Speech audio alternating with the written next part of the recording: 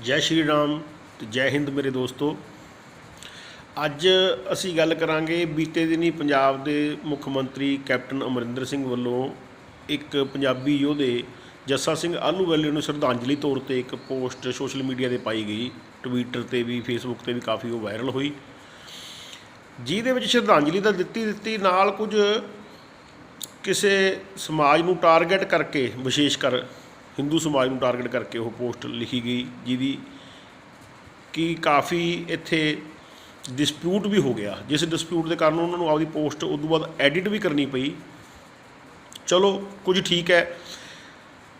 ਨਾਲ ਉਸ ਪੋਸਟ ਦਾ ਦੋ ਤਿੰਨ ਹੋਰ ਸਿਆਸੀ ਪਾਰਟੀਆਂ ਨੇ ਵੀ ਉਸ ਤਰ੍ਹਾਂ ਦੀ ਪੋਸਟ ਪਾਈ। ਤਾਂ ਹੁਣ ਅਸੀਂ ਸਮਝਣਾ ਐਕਚੁਅਲ 'ਚ ਉਹ ਪੋਸਟ ਇੱਕ ਤਾਂ ਕੀ ਸੀ ਅਤੇ ਉਹਦਾ ਸੱਚ ਕੀ ਸੀ। ਦੂਜੀ ਗੱਲ, ਉਹ ਪੋਸਟ ਨੂੰ ਅੱਜ ਕੌਣ ਲੋਕ ਇਸਤੇਮਾਲ ਕਰਕੇ ਉਹਦਾ ਗਲਤ ਫਾਇਦਾ ਠਾਉਣ ਨੂੰ ਫਿਰਦੇ ਹੈ। ਤੀਜੀ ਗੱਲ ਕਿ ਇੱਕਦਮ ਇਕੱਠੀ ਕਈ ਪਾਰਟੀਆਂ, ਸਿਆਸੀ ਪਾਰਟੀਆਂ ਤੋਂ ਪੈਣ ਦਾ ਇਹਦਾ ਕਾਰਨ ਕੀ ਸੀ। ਦੋਸਤੋ, ਇੱਥੇ ਪੰਜਾਬ ਦੇ ਵਿੱਚ ਕੁੜੀਆਂ ਬਚਾਈਆਂ ਦਾ ਇੱਕ ਨਰੇਟਿਵ ਕੁਝ ਜੋ ਟੁੱਚੇ ਸ਼ਰਾਰਤੀ ਲੋਕ ਇਸਤੇਮਾਲ ਕਰਦੇ ਆ ਰਹੇ ਹੈ, ਉਸ ਨੂੰ ਅਸਮੰਜਸ 'ਚ ਪਾ ਕੇ ਕਿਸੇ ਭੁਲੇਖਾ ਪਾਉਣ ਦੇ ਚੱਕਰ ਦੇ ਵਿੱਚ ਕਈ ਦੇਰ ਤੋਂ ਲੱਗੇ ਰਹਿੰਦੇ ਹੈ। ਉਹ ਟੁੱਚੇ ਲੋਕਾਂ 'ਚੋਂ ਜੋਗਰਾਜ ਸਿੰਘ ਵਰਗੇ ਵੀ ਬਕਾਇਦਾ ਉਹਨਾਂ ਨੂੰ ਝਾੜਾਂ ਵੀ ਪਈਆਂ, ਉਹਨਾਂ ਨੇ ਮਾਫੀਆਂ ਵੀ ਮੰਗੀਆਂ। ਲੇਕਿਨ ਅੱਜ ਉਸੇ ਚੀਜ਼ ਨੂੰ ਜੇ ਇੱਕ ਜ਼ਿੰਮੇਵਾਰ ਇੱਕ ਵਿਅਕਤੀ ਜੋ ਸੂਬੇ ਦਾ CM ਹੈ ਉਹ ਕਹਿ ਦਿੰਦਾ ਹੈ ਤਾਂ ਇੱਕ ਬੜੀ ਵੱਡੀ ਗੱਲ ਹੈ। ਹੁਣ ਆਪਾਂ ਇਸ ਗੱਲ 'ਤੇ ਅੱਜ ਨਾ ਜਾਂਦੇ ਹੋਏ ਵੀ ਇਹਦੇ ਕਾਰਨ ਕੀ ਹੈ, ਸਿਆਸੀ ਦਲ ਕਿਉਂ ਹਿੰਦੂ ਸਮਾਜ ਦੇ ਨੂੰ ਟਾਰਗੇਟ ਕਰਨ ਵਾਸਤੇ ਬੜਾ ਈਜ਼ੀ ਅਤੇ ਸੌਫਟ ਟਾਰਗੇਟ ਮੰਨ ਕੇ ਉਹਨੂੰ ਕਹਿ ਦਿੰਦੇ ਹੈ, ਇਹ ਅਲੱਗ ਵਿਸ਼ਾ ਹੈ। ਆਪਾਂ ਇਸ ਵਿਸ਼ੇ ਨੂੰ ਨਹੀਂ ਛੇੜਦੇ ਅੱਜ। ਆਪਾਂ ਕੌਣ ਲੋਕ ਇਹ ਗੱਲ ਇਸਤੇਮਾਲ ਕਰਦੇ ਹੈ, ਉਹ ਲੋਕਾਂ ਨੂੰ ਤਾਂ ਮੈਂ ਬੜੇ ਸੌਖੇ ਸ਼ਬਦਾਂ 'ਚ ਇਹ ਕਹਿਣਾ ਚਾਹੁੰਦਾ, ਜਿਹੜੇ ਕਹਿੰਦੇ ਵੀ ਹਿੰਦੂ ਕੁੜੀਆਂ ਬਚਾਈਆਂ ਅਸੀਂ, ਤਾਂ ਉਹਨਾਂ ਨੂੰ ਮੈਂ ਦੱਸ ਦਿਆਂ ਵੀ ਉਹ ਲੋਕ ਤਾਂ ਉਦੋਂ ਵੀ ਅਬਦਾਲੀ ਦੇ ਨਾਲ ਲੁੱਟਣ ਵਾਸਤੇ ਜਾ ਕੇ ਖੜ੍ਹੇ ਹੋ ਗਏ ਸੀ। ਸਾਡੇ ਪੁਰਖਿਆਂ ਨੇ, ਸਾਡੇ ਬਜ਼ੁਰਗਾਂ ਨੇ ਹੀ ਸਾਡੀਆਂ ਕੁੜੀਆਂ ਬਚਾਈਆਂ। ਉਹ ਅਸੀਂ ਚਾਹੇ ਕਿਸੇ ਰੂਪ ਸੀ, ਆਪਦੇ ਵੱਡੇ ਭਰਾ ਸਿੱਖਾਂ ਦੇ ਰੂਪ 'ਚ ਸੀ, ਚਾਹੇ ਅਸੀਂ ਆਪਦੇ ਹਿੰਦੂਆਂ ਦੇ ਰੂਪ ਸੀ। ਉਦੋਂ ਹਿੰਦੂ ਸਿੱਖ ਕੋਈ ਵਿਸ਼ੇਸ਼ ਅਲੱਗ ਤੋਂ ਨਹੀਂ ਸੀ। ਚਲੋ ਖੈਰ, ਆਪਾਂ ਇਹ ਡਿਸਕਸ਼ਨ ਕਰਦੇ ਹਾਂ।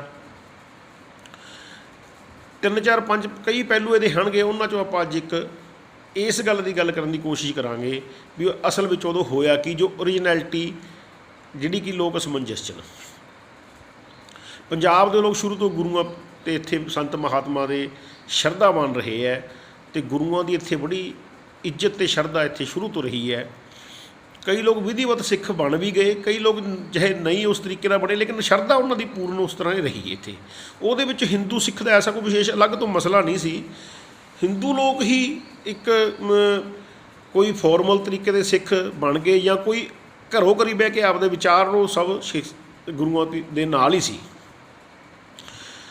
ਇਹਨਾਂ ਸਾਰੇ ਸਮਾਜ ਦੇ ਵਿੱਚੋਂ ਜਿਹੜੇ ਯੋਧੇ ਲੋਕ ਸੀ, ਉਹ ਕੁਝ ਮਿਸਲਾਂ ਬਣਾ ਕੇ 100 50 ਦੀਆਂ ਇਸ ਤਰ੍ਹਾਂ ਅਲੱਗ-ਅਲੱਗ ਰਿਹਾ ਕਰਦੇ ਸੀ, ਜਿਹੜੇ ਕਿ ਆਕ੍ਰਾਂਤਾਵਾਂ, ਜਿਹੜੇ ਹਮਲਾ ਕਰਨ ਵਾਲਿਆਂ ਨੂੰ ਜਾਂ ਰਾਜੇ ਦੇ ਗਲਤ ਰਾਜਿਆਂ ਨੂੰ ਵੀ ਉਹ ਉੱਥੇ ਯੁੱਧ ਕਰਕੇ ਜਾਂ ਲੜਾਈ ਕਰਕੇ ਆਵੀ ਦੀ ਉਹਨਾਂ ਦੇ ਕਬਜ਼ੇ ਕਰਦੇ ਰਹੇ, ਉਹਨਾਂ ਦੇ ਮਾਲ ਸਬਾਬ ਨੂੰ ਲੁੱਟ ਕੇ ਉਹਨਾਂ ਨੂੰ ਭਜਾਉਂਦੇ ਵੀ ਰਹੇ। ਇਹ ਪੰਜਾਬ ਦਾ ਇੱਕ ਤਰੀਕਾ ਸੀ, ਮਿਸਲਾਂ ਬਣਾ ਕੇ ਇੱਥੇ ਰਹਿੰਦੇ ਸੀ।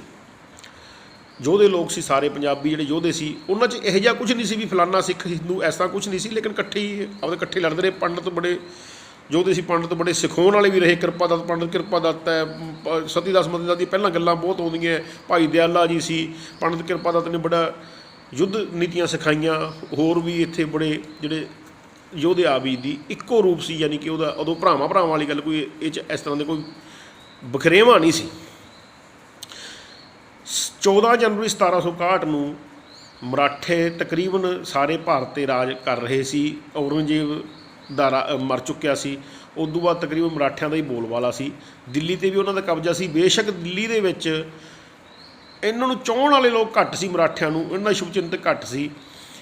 ਮੁਸਲਮਾਨ ਵੀ 2 ਭਾਗਾਂ 'ਚ ਵੰਡਿਆ ਸੀ। ਇੱਕ ਤਾਂ ਹਿੰਦੁਸਤਾਨ ਦੀ ਫੇਵਰ ਵਾਲਾ ਮੁਸਲਮਾਨ ਸੀ, ਇੱਕ ਜਿਹੜਾ ਚਾਹੁੰਦਾ ਸੀ ਉਹਨੂੰ ਕਮਜ਼ੋਰ ਕਰਕੇ, ਜਿਵੇਂ ਅੱਜ ਦੀ ਘੜੀ ਵੀ ਅਸੀਂ ਦੇਖ ਰਹੇ ਹਾਂ, ਉਹ ਬਾਹਰਲੇ ਤਾਕਤ ਤੋਂ ਮਦਦ ਲੈ ਕੇ ਹਿੰਦੁਸਤਾਨ ਨੂੰ ਕਮਜ਼ੋਰ ਕਰਨ ਵਾਲਾ ਸੀ।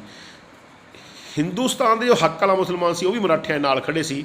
ਲੇਕਿਨ ਉਹਨਾਂ ਦੀ ਜੋ ਇਮਾਨਦਾਰੀ ਦੇ ਨਾਲ ਲੱਗਣ ਦੀ ਜਿਹੜੀ ਚੀਜ਼ ਸੀ ਉਹ ਸਦਾ ਸੰਦਿਗਧ ਰਹੀ, ਉਹ ਬਹੁਤ ਖੁੱਲ੍ਹ ਕੇ ਨਹੀਂ ਲੱਗੇ।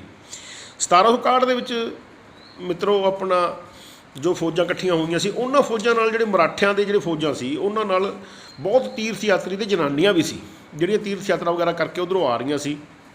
ਸਦਾ ਸ਼ਿਵ ਰਾਓ ਜੋ ਸੀ ਇਹਦਾ ਮੁਖੀਆ ਸੀ, ਉਹ ਹੋਰ ਵੀ ਇੱਥੋਂ ਆਪਣੇ ਕਈ ਰਾਜੇ ਮਹਾਰਾਜੇ ਇਕੱਠੇ ਹੋ ਕੇ ਤਕਰੀਬਨ 2 ਲੱਖ ਤੋਂ ਵੀ ਵੱਧ ਦੀ ਫੌਜ ਇੱਥੇ ਹੋ ਗਈ ਸੀ ਇਹਨਾਂ ਦੀ। ਉਹ ਪਾਣੀਪਤ ਦੇ ਮੈਦਾਨ 'ਚ 14 ਜਨਵਰੀ 1761 ਨੂੰ ਇੱਥੇ ਇਕੱਠੇ ਹੋ ਗਏ। ਉਹ ਇੱਕ ਗੱਲ ਤੋਂ ਉਹ ਇਹਨਾਂ ਨੇ ਬਹੁਤ ਵੱਡੀ ਮਾਰ ਖਾਧੀ। ਇਹਨਾਂ ਨੂੰ ਇੱਥੋਂ ਦੇ ਜਿਹੜੇ ਵਾਤਾਵਰਨ ਦੀ ਠੰਡਕ ਦਾ ਇੰਨਾ ਪਤਾ ਨਾ ਹੋਣ ਕਰਕੇ ਉਹ ਆਪਦੇ ਪਤਲੇ ਜਿਹੇ ਕੁੜਤੇ ਧੋਤੀਆਂ ਸੀ, ਜਿਹਦੀ ਬਹੁਤ ਵੱਡੀ ਮਾਰ ਇਹਨਾਂ ਨੂੰ ਝੱਲਣੀ ਪਈ। ਠੰਡ ਦੀ ਮਾਰ ਇਹਨਾਂ ਨੂੰ ਝੱਲਣੀ ਪਈ, ਮੌਸਮ ਬਾਰੇ ਇੰਨੀ ਜਾਣਕਾਰੀ ਨਹੀਂ ਸੀ। ਅਬਦਾਲੀ ਜੋ ਸੀ ਉਹ 'ਚ ਬੜੀ ਵੱਡੀ ਗੱਲ ਰਹੀ, ਉਹ ਇਹਨਾਂ ਲਾਹੌਰ 'ਤੇ ਇੱਧਰੋਂ ਕਬਜ਼ਾ ਕਰਦਾ ਹੋਇਆ ਆਪਦੇ ਪੁੱਤ ਦਾ ਬਦਲਾ ਲੈਣ ਖਾਤਰ, ਅਤੇ ਕੁਝ ਨਜੀਬ ਸ਼ਾਹ ਵਰਗੇ ਇੱਧਰ ਜਿਹੜੇ ਦਿੱਲੀ ਦੇ ਕੁਝ ਰਾਜੇ ਸੀ ਜੋ ਮੁਸਲਮਾਨ ਸ਼ਾਸਕ ਸੀ, ਉਹਨਾਂ ਨੇ ਵਿੱਚੋਂ ਉਹਨਾਂ ਦੇ ਪਾੜੇ ਹੋਏ ਲੋਕ ਸੀ ਜੋ ਜੈਚੰਦ ਸੀ, ਸਮਝ ਲਓ ਜਿਹੜੇ ਇਹਨਾਂ ਗਦਾਰ ਸੀਗੇ, ਉਹਨਾਂ ਨੇ ਬੁਲਾਉਣ ਖਾਤਰ ਵੀ ਇੱਥੇ ਆ ਜੇ, ਆਕਰਮਣ ਕਰਦੇ, ਸਾਨੂੰ ਰਾਜ ਮਿਲ ਜੇ, ਇਸ ਤਰ੍ਹਾਂ ਦੇ ਨਰੇਟਿਵ ਕਰਕੇ ਉਹਨੇ ਚੜ੍ਹਾਈ ਕਰਤੀ। ਪੰਜਾਬ ਦੇ ਵਿੱਚੋਂ ਵੀ ਜੋ ਕੁਝ ਗਦਾਰ ਲੋਕ ਸੀ ਜੋ ਲੁੱਟਣ ਵਾਸਤੇ ਇੱਥੇ ਆਮ ਤੌਰ 'ਤੇ ਸਦਾ ਹੀ ਰਾਜ 'ਚ ਇਸ ਤਰ੍ਹਾਂ ਰਿਹਾ ਕਰਦਾ, ਉਹ ਅਬਦਾਲੀ ਦੇ ਨਾਲ ਹੀ ਹੋ ਗਏ ਸੀਗੇ। ਇੱਥੋਂ ਵੀ ਹੋਰ ਥਾਂ ਤੋਂ ਕਈ ਥਾਂ ਤੋਂ ਜੋ ਕਿਸੇ ਥਾਂ 'ਤੇ ਲੜ ਕੇ ਉਹਨਾਂ ਨੇ ਹਰਾ ਤੇ ਅਬਦਾਲੀ ਨੇ ਕੁਝ ਸਾਡੇ ਲੋਕ, ਕੁਝ ਉਹਨਾਂ ਨੇ ਨਾਲ ਕਰ ਲਏ। ਉਹ ਫੌਜ ਜੋ ਸੀ 14 ਜਨਵਰੀ 1761 ਨੂੰ ਇੱਥੇ ਬੜਾ ਭੀਸ਼ਣ ਯੁੱਧ ਹੋਇਆ, ਜਿਸ ਦੀ ਕਮਜ਼ੋਰੀਆਂ 2-3 ਰਹੀਆਂ। ਠੰਡ ਦੀ ਕਮਜ਼ੋਰੀ ਮਰਾਠਿਆਂ ਨੂੰ ਮਾਰ ਗਈ। ਉਹ ਜਿਹੜੇ ਤੀਰਥ ਯਾਤਰੀ ਸੀ ਉਹ ਬਜ਼ੁਰਗ ਅਤੇ ਇਸਤਰੀਆਂ ਅਤੇ ਬੱਚੇ ਵੀ ਨਾਲ ਸੀ, ਉਹਨਾਂ ਦੀ ਰਖਵਾਲੀ ਵੀ ਮਾਰ ਗਈ। ਤੀਜੀ ਇੱਕ ਬਹੁਤ ਵੱਡੀ ਮਾਰ ਪਈ ਜਦੋਂ ਸਦਾ ਸ਼ਿਵ ਰਾਓ ਦਾ ਇੱਕ ਭਰਾ, ਸ਼ਾਇਦ ਉਹਦਾ ਨਾਮ ਬਿਲਾਸ ਰਾਓ ਸੀ, ਸ਼ਾਇਦ ਐਸਾ ਕੁਛ ਨਾਮ ਸੀ, ਉਹ ਯੁੱਧ 'ਚ ਮਾਰਿਆ ਗਿਆ ਜਾਂ ਉਹਨੂੰ ਲੱਗਿਆ ਵੀ ਉਹ ਮਰ ਚੁੱਕਿਆ ਜਾਂ ਮਾਰਿਆ ਗਿਆ, ਕਿਸ ਤਰ੍ਹਾਂ ਹੋਇਆ। ਉਹ ਬਹੁਤ ਜ਼ਿਆਦਾ ਗੁੱਸੇ 'ਚ ਆ ਕੇ ਆਪਣੇ ਹਾਥੀ ਤੋਂ ਉਤਰ ਗਿਆ। ਹਾਥੀ ਤੋਂ ਉਤਰ ਕੇ ਉਹ ਯੁੱਧ ਲੜਨ ਲੱਗ ਗਿਆ, ਜਿਸ ਦੇ ਕਾਰਨ ਜੋ ਯੁੱਧ ਸੀ ਉਹ ਦੇਖ ਕੇ ਜੋ ਮਰਾਠਾ ਸੈਨਾ ਸੀ ਉਹ ਜਿੱਤਿਆ ਹੋਇਆ ਯੁੱਧ ਵੀ ਸਾਡਾ ਜਿਹੜਾ ਕਮਾਂਡਰ ਸੀ ਉਹੀ ਸ਼ਾਇਦ ਹਾਥੀ 'ਤੇ ਹੈ ਨਹੀਂ, ਅਤੇ ਸ਼ਾਇਦ ਉਹ ਮਰ ਗਿਆ, ਤਾਂ ਉਹਨਾਂ ਦੇ ਹੌਸਲੇ ਪਸਤ ਹੋ ਗਏ ਅਤੇ ਅਬਦਾਲੀ ਕੇ ਹੌਸਲੇ ਤੇਜ਼ ਹੋ ਗਏ। ਉਹ ਯੁੱਧ ਨੂੰ ਕਾਫੀ ਹਾਨੀ ਹੋਈ, ਲਗਭਗ 40,000 ਤੋਂ ਵੀ ਵੱਧ ਸੈਨਿਕ ਇੱਥੇ ਦੋਨੇ ਪੱਖਾਂ ਦੇ ਮਾਰੇ ਗਏ, ਜਿਸ ਨਾਲ ਮਰਾਠੇ ਸਵਰਾਜ ਦੀ ਕਮਰ ਟੁੱਟ ਗਈ। ਬਹੁਤ ਜ਼ਿਆਦਾ ਵੱਡਾ ਨੁਕਸਾਨ ਹੋਇਆ ਸੀ। ਉਹ ਲੜਾਈ ਜਿਹੜੀ ਹੈ ਹਿੰਦੁਸਤਾਨ ਦੇ ਇਤਿਹਾਸ 'ਚ ਬਹੁਤ ਵੱਡਾ ਇੱਕ ਧੱਕਾ ਹਿੰਦੁਸਤਾਨ ਨੂੰ ਲੱਗਿਆ।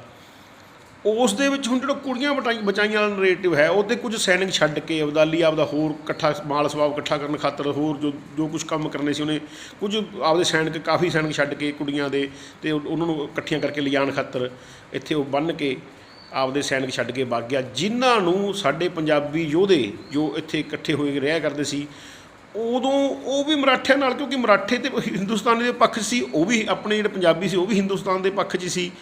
ਤਾਂ ਯਾਨੀ ਕਿ ਅੰਦਰੋਂ ਦਾ ਰਾਏ ਇਹਨਾਂ ਦੀ ਇੱਕੋ ਹੀ ਰਲਦੀ ਸੀ। ਹਾਲਾਂਕਿ ਸੂਰਜਮਲ ਨੇ ਦਿੱਲੀ ਦਾ ਗਵਰਨਰ ਬਣਨ ਖਾਤਰ ਜੋ ਮਰਾਠਿਆਂ ਨੂੰ ਲੱਗਦਾ ਸੀ ਸੂਰਜਮਲ ਜਾਟ ਜੋ ਸਾਡੇ ਨਾਲ ਆ ਜੂਗਾ, ਉਹ ਦਿੱਲੀ ਦੇ ਗਵਰਨਰ ਦੀ ਜਦੋਂ ਮਰਾਠਿਆਂ ਨੇ ਹਾਮੀ ਨਾ ਭਰੀ, ਉਹ ਰਾਜਨੀਤਿਕ ਕਾਰਨਾਂ ਕਰਕੇ ਉਹ ਯੁੱਧ ਦੇ ਵਿੱਚ ਸ਼ਾਮਲ ਨਹੀਂ ਹੋਇਆ, ਜਿਸ ਦਾ ਕਿ ਨੁਕਸਾਨ ਮਰਾਠਿਆਂ ਨੂੰ ਚੱਕਣਾ ਪਿਆ।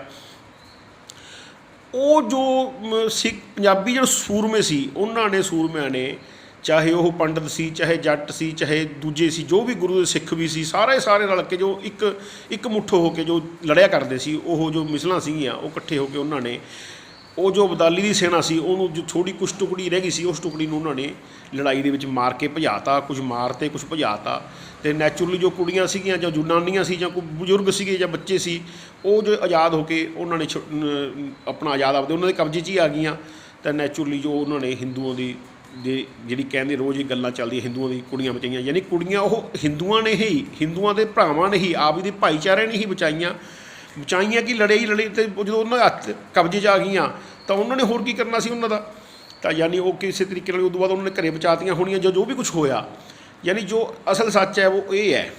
ਹੁਣ ਅੱਜ ਉਹ ਹੋ ਕੀ ਰਿਹਾ, ਅੱਜ ਜੋ ਲੋਕ, ਕੋਈ ਇਹਦੀ ਬੇਸ ਵੈਲਿਊ ਨਹੀਂ ਹੈ। ਕੁਝ ਲੋਕ ਅੱਜ ਦੇ ਜੋ ਗੁੰਡੇ ਲੋਕ ਹੈ ਉਹਦਾ ਇਸਤੇਮਾਲ ਕਰਨ ਨੂੰ ਫਿਰਦੇ ਹੈ ਇੱਕ ਸਮਾਜ ਨੂੰ ਟਾਰਗੇਟ ਕਰਨ ਖਾਤਰ।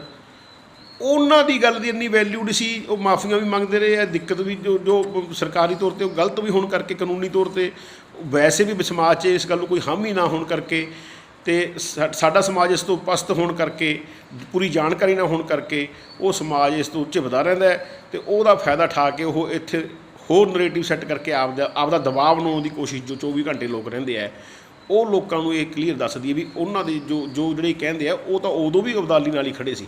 ਉਹ ਠੱਗਾਂ ਨਾਲ ਖੜੇ ਸੀ। ਉਹ ਇੱਧਰ ਯੁੱਧ ਸਾਡੇ ਨਾਲ ਨਹੀਂ ਲੜਿਆ ਸੀ, ਉਹ ਸਾਡੇ ਖਿਲਾਫ ਲੜਿਆ ਸੀਗਾ। ਅਬਦਾਲੀ ਨਾਲ ਯੁੱਧ ਤਾਂ ਸਾਡੇ ਜਿਹੜੇ ਮਰਾਠਿਆਂ ਨੇ, ਹਿੰਦੂਆਂ ਨੇ, ਸਿੱਖਾਂ ਨੇ, ਜੋ ਅਸਲੀ ਜੋ ਇੱਥੇ ਜੋ ਸਾਡੇ ਯੁੱਧ ਦੇ ਸੂਰਮੇ ਸੀ, ਉਹਨਾਂ ਨੇ ਲੜਿਆ। ਤਾਂ ਇਹ ਹੋ ਗਈ ਅੱਜ ਦੀ ਕਹਾਣੀ ਦੀ ਗੱਲ। ਜੋ ਨਰੇਟਿਵ ਚੱਲਦਾ, ਵੀਡੀਓ ਬਹੁਤ ਲੰਮਾ ਹੋ ਜੂ, ਫਿਰ ਹੋਰ ਡਿਟੇਲਾਂ ਬਾਅਦ 'ਚ ਆਪਾਂ ਕਰਾਂਗੇ ਵੀ ਇਹ ਸਾਜ਼ਿਸ਼ ਕੀ ਹੋਈ, ਇਕੱਠੇ ਕਿਉਂ ਉਹਨਾਂ ਨੇ ਕੀਤਾ। ਤਾਂ ਅਸੀਂ ਇਸ ਗੱਲ ਤੋਂ ਬੜੇ ਦੁਖੀ ਹਾਂ ਵੀ ਕੈਪਟਨ ਅਮਰਿੰਦਰ ਸਿੰਘ ਵਰਗੇ ਇੱਕ ਜ਼ਿੰਮੇਵਾਰ ਬੰਦੇ ਨੇ ਇਸ ਤਰ੍ਹਾਂ ਦਾ ਪੋਸਟ ਬਿਨਾਂ ਕੋਈ ਸੋਚੇ ਸਮਝੇ, ਜਿੱਥੋਂ ਆਮ ਲੋਕ ਵੀ ਚੱਕ ਕੇ ਕਿਤੋਂ ਵੀ ਜੋ ਇਹਨਾਂ ਦਾ ਵਿਕੀਪੀਡੀਆ ਹੈ ਜੋ ਵੀ ਚੱਕ ਕੇ ਸਿੱਧਾ ਪਾ ਆਉਂਦੇ, ਜਿੱਥੇ ਝੂਠੇ ਇਤਿਹਾਸ ਲਿਖੇ ਗਏ ਹੈ ਉੱਥੋਂ ਚੱਕ ਕੇ ਕੈਪਟਨ ਅਮਰਿੰਦਰ ਸਿੰਘ ਚਾਹੇ ਜਾਣ ਕੇ, ਚਾਹੇ ਸਾਜ਼ਿਸ਼ਨ, ਚਾਹੇ ਅਣਜਾਣੇ 'ਚ, ਤਾਂ ਇਹੋ ਜਿਹੇ ਜ਼ਿੰਮੇਵਾਰ ਬੰਦੇ ਨੇ ਇਹੋ ਜਿਹੀ ਪੋਸਟ ਪਾਈ। ਬਾਅਦ ਚਾਹੇ ਐਡਿਟ ਕਰ ਦਿੱਤੀ, ਦੂਜੇ ਦਲਾਂ ਨੇ ਵੀ ਐਡਿਟ ਕਰ ਦਿੱਤੀ, ਲੇਕਿਨ ਅਸੀਂ ਇਸ ਤੋਂ ਬਹੁਤ ਦੁਖੀ ਹਾਂ। ਅਸੀਂ ਆਪਦਾ ਇਹ ਵਿਰੋਧ ਦਰਜ ਕਰਵਾਉਂਦੇ ਹਾਂ। ਹੋਰ ਕੋਈ ਗਲਤੀ ਕਿਸੇ ਨੂੰ ਠੇਸ ਨਾ ਲੱਗੇ, ਅਸੀਂ ਉਸ ਦੀ ਮਾਫੀ ਵੀ ਚਾਹੁੰਦੇ ਹਾਂ। ਕੋਈ ਸਾਨੂੰ ਸੁਝਾਅ ਦਿਓ ਸਾਫ਼, ਹੋਰ ਇਦੋਂ ਵਧੀਆ ਗੱਲ ਸਾਨੂੰ ਦੱਸ ਸਕੂ, ਅਸੀਂ ਉਹਦਾ ਵੀ ਸਵਾਗਤ ਕਰਦੇ ਹਾਂ। ਧੰਨਵਾਦ।